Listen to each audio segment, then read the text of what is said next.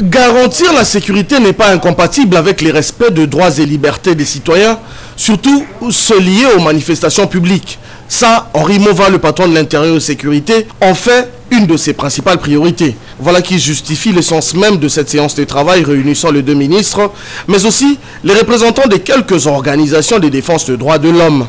Objectif, évaluer la mise en œuvre des recommandations formulées par la commission d'enquête mixte établie pour faire la lumière sur les violences en rapport avec les marches du 31 décembre et 21 janvier dernier.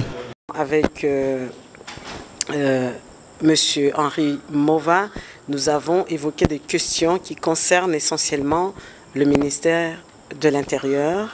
Il s'agit par exemple de la levée de l'interdiction des manifestations sur la place publique.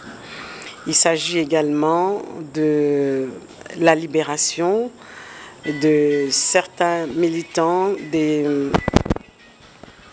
ONG de défense des droits de l'homme qui sont détenus depuis plus de 3 mois et qui n'ont pas eu droit à un procès. Nous avons répété la recommandation relative à la redéfinition du protocole devant permettre la protection des personnes à l'occasion des manifestations publiques.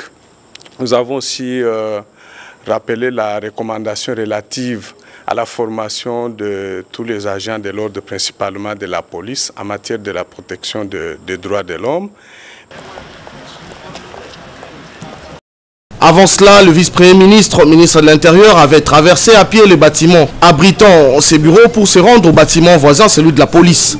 Sur place, Henri Mova a rendu des hommages au général Mouchaïl Ntambou de la direction de la police des frontières, décédé le 7 avril. La mise en terre de l'illustre disparu est intervenue le mercredi à Kapanga, dans la province de Lualaba.